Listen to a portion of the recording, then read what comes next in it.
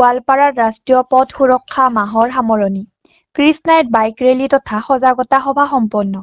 সমগ্ৰ ৰাজ্যখনৰ লগতে গোৱালপাৰা জিলা পৰিবহণ বিভাগ আৰু জিলা প্ৰশাসনৰ উদ্যোগত চলিত বৰ্ষৰ 15 জানুৱাৰীৰ পৰা আজি 14 ফেব্ৰুৱাৰীলৈ এমাহ ধৰি চলি থকা ৰাষ্ট্ৰীয় পথ সুৰক্ষা মাহৰ আজি সামৰণি পৰে।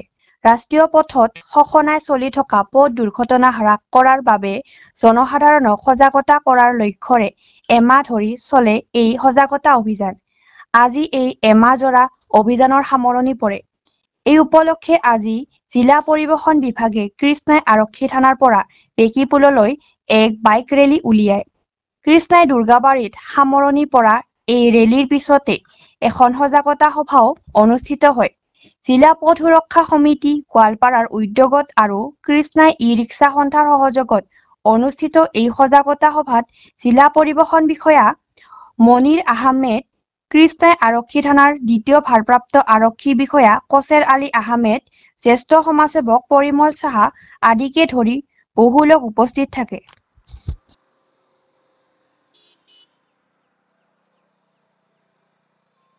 আমিতো সজাগতা সভা বহুত পাতিছোঁ। আমি ৰোড চেকিঙো বহুত কঠোৰ হৈছোঁ, আমি কঠোৰভাৱে আমি কৰি আছোঁ। তো যথেষ্টখিনি আমি পদক্ষেপ লৈছোঁ। তাৰ মাজত দুই এজন উদণ্ড চালক আমি দেখিছোঁ, তেওঁলোকৰ যিখিনি ঠিকনা তেওঁলোকৰ ওলাই লৈছোঁ, ওলাই পেলাই তেওঁলোকৰ আমি ৰাস্তাটো তেওঁলোকক আপুনি ৰখাব নোৱাৰে, দুৰ্ঘটনা সংঘটিত কৰিব পাৰে। সেইকাৰণে আমি তেখেতলোকক ঘৰৰ পৰা তেখেতৰ যি মটৰচাইকেলখন বা তেনেকুৱা যি বাহনখন আমি জব্দ কৰাৰ পৰিকল্পনা কৰি আছোঁ। নাম্বাৰবিলাক ইতিমধ্যে আমাৰ হাতত আহিছে। বিৰুদ্ধে মটৰ ভেহিকেল আইনৰ যি ব্যৱস্থা আছে আমি ল'ম। ড্ৰাইভিং লাইচেঞ্চ ছাছপেণ্ড হ'ব।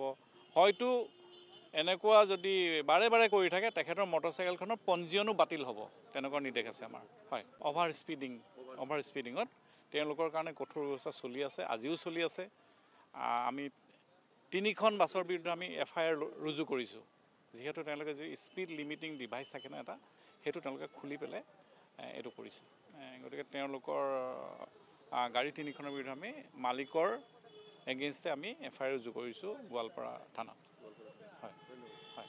পৰিৱেশন বিভাগৰ পৰা যে ৰোড ছেফটিৰ কাৰ্যসূচী হাতত লৈছে, আমি তেখেতলৈ ধন্যবাদ জনাইছোঁ।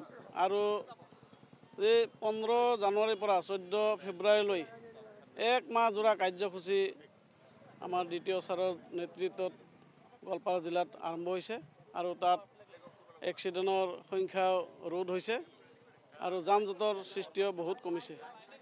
এয়া আমি কৃষ্ণাইবাসী হৈ তেখেতক আমাৰ দ্বিতীয় ছাৰক ধন্যবাদ জনাইছোঁ।